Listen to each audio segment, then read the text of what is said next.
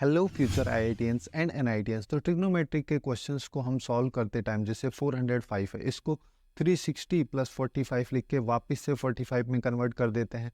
750 को 720 plus 30 degree वापस से 30 में कन्वर्ट कर देते हैं। सिमिलरली 420 को 60 डिग्री में हम कन्वर्ट कर देते हैं।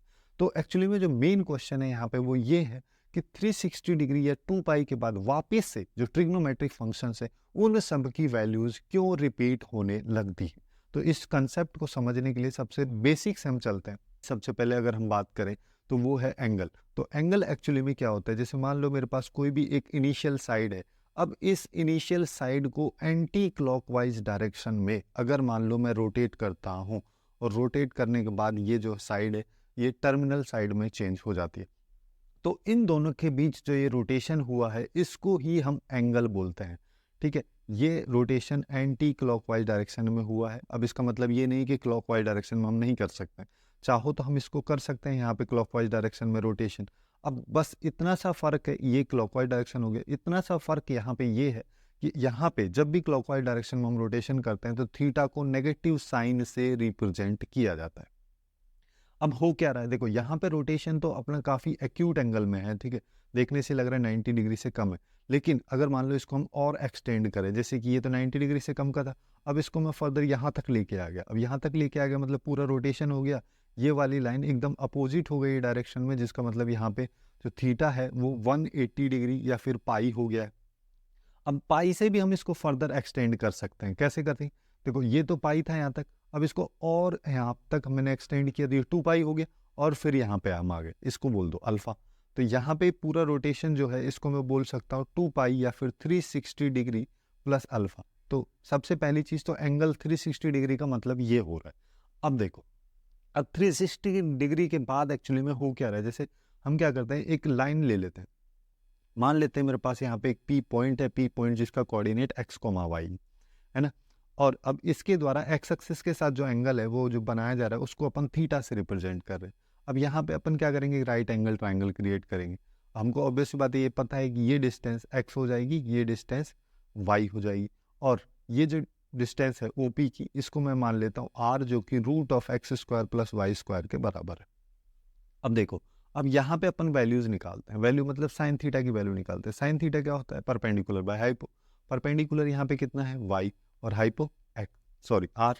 और कॉस थीटा की बात करें तो कॉस थीटा हमारे पास में यहाँ पे क्या हो जाएगा, बेस बाय हाइपो। बेस क्या है, एक्स, और हाइपो क्या है, आर। वैसे ही टेन थीटा अगर मान लो मैं निकालना चाहूँ, जो कि sine theta by cos theta होता है, तो उसकी वैल्यू आ जाएगी वाई बाई एक्स। अब ये तो हो गया एक बेसिक तरीका, जहाँ पे एंगल जो है 0 से 90 डिग्री तक के बीच में चल रहा है ना। अब जैसे ही सेकंड क्वाड्रेंट में जाएगा, या फिर हम इसको ऐसे समझ सकते हैं 90 प्लस एंगल जाएगा तो यहाँ पे आएगा, है ना। लेकिन अपने को तो बात करनी 360 के बाद की, तो 360 के बाद का मतलब यहाँ पे क्या होगा, जैसे यहाँ से यहाँ तक पूरा ये रोटेशन 360 को रिप्रेजेंट करता है, और मान लो यहीं पे आ गए हम, है ना। अब यहाँ पे अगर मान लो आ जाते हैं, तो पहले मेरे पास में एक लाइन ये वाली थी जहाँ पे मेरे पास पी पॉइंट था। अब देखो, अब वापस से मेरे पास यही पोजीशन में मैं आ गया हूँ, है ना, यही पोजीशन में हम आ गए। और अब यहाँ पे इस एंगल को मैं अल्फा बोल दे रहा हूँ। पूरे के पूरे एंगल की बात यहाँ पे की जा रही है। अल्फा यहाँ पे 360 प्लस थीटा को रिप्रेजेंट कर रहा है ना।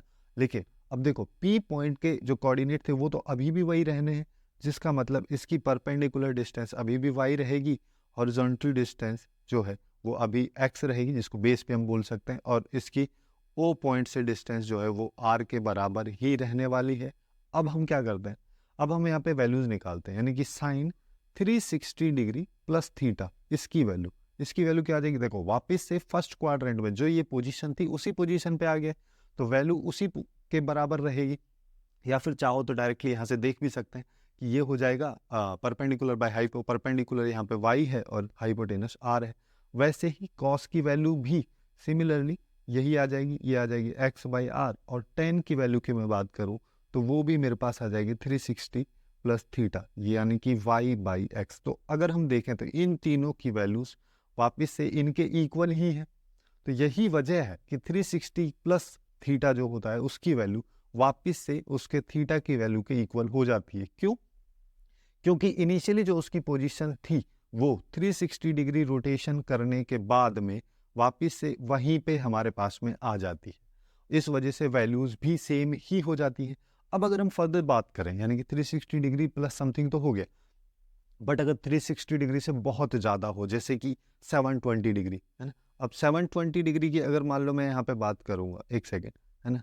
720 डिग्री की अगर मान लो मैं यहाँ पे बात करता हूँ, 720 डिग्री में क्या होगा, यहाँ पे 2 बार 360 है ना। तो 2 बार 360 है, मतलब एक बार तो ये पूरा रोटेशन हो गया, उसके बाद एक बार और रोटेशन करना है, ये हो गया। इस वजह से क्या होगा, 720 के बाद भी वापस से वहीं पे आ जाएगी। और फर्दर अगर मान लो मैं चलता हूँ यहाँ पे और 360 इंटू 3 कर सकते हैं, तो एक बार और रोटेशन हमारे पास में यहाँ पे आ जाएगा वापस से। तो इस तरीके से जो 360 है, या 360 को अगर मैं n से मल्टीप्लाई कर दूं, जहाँ पे n एक नेचुरल नंबर है, या फिर इसको 2 पाई n में लिख दूं, है ना, जहाँ पे n ऑब्वियसली बात है एक नेचुरल नंबर है ना। तो यहाँ पे n की वैल्यू जैसे जैसे मैं बदलता जाऊँगा, वैल्यूज़ यहाँ पे अलग अलग आती जाएंगी, 360, 2 पाई, 4 पाई, 6 पाई, है ना, इस तरीके से वैल्यूज़ चलती जाएंगी। और 2 के मल्टीपल में होंगी, मतलब एक पूरा रोटेशन कंप्लीट करने के बाद होंगी, जिससे क्या होगा, वापस से जो स्टार्टिंग में उसकी पोजीशन थी किसी पॉइंट की, वो पूरा रोटेट करने के बाद भी उसी पॉइंट पे आ जाएगा, और वैल्यूज़ वहाँ पे जो इनिशियल में वो थीटा हमारे पास में बच रहा था, है ना, इनिशियली जो थीटा था उसी के इक्वल हो जाती हैं। इसी वजह से क्या होता है, जैसे ये वाला स्टार्टिंग वाला हमारा एग्जाम्पल जो है, इसमें क्या है, साइन 405 है। 405 मतलब 360 प्लस 45 डिग्री। अब 360 में तो पूरा एक रोटेशन कंप्लीट हो गया, बचा वाला एंगल 45, इस वजह से साइन 45 के इक्वल इसकी वैल्यू हो जाती है। वहीं पे 750 की बात करें, 750 में क्या हो रहा है कि यहाँ पे 2 बार रोटेशन हो जाएगा, 360 इंटू 2, अब 720 हो गया। अब उसके बाद कितना बच रहा है, 30 डिग्री, इस वजह से ये 30 डिग्री के इक्वल हो जाता है। वैसे ही 420 की बात करेंगे तो ये 360, एक रोटेशन हो गया, उसके बाद कितना बच रहा है, 60 डिग्री, है ना। तो ये 60 डिग्री हो गया। ये जो एंगल है प्लस में जो बच रहा है, ये एक्चुअली में जनरली हम क्या लेते हैं कि इसकी वैल्यू 0 से 90 के बीच हो तो ज़्यादा बेटर है। इजीली हम इसको सॉल्व कन्वर्ट करके सॉल्व कर सकते हैं। फर्स्ट क्वाड्रेंट की सारी वैल्यूज़ हमको पता ही रहती हैं। तो यही थी कुछ इंपॉर्टेंट इन्फॉर्मेशन ट्रिग्नोमेट्रिक फंक्शन से रिलेटेड, जिसमें हमने बात की कि 2 पाई या 360 के बाद सारे के सारे ट्रिग्नोमेट्रिक फंक्शंस की वैल्यूज क्यों रिपीट करने लगती हैं। सो आज के लिए बस इतना ही। Hopefully you guys find it useful, and if you find it useful then please do like, share and subscribe.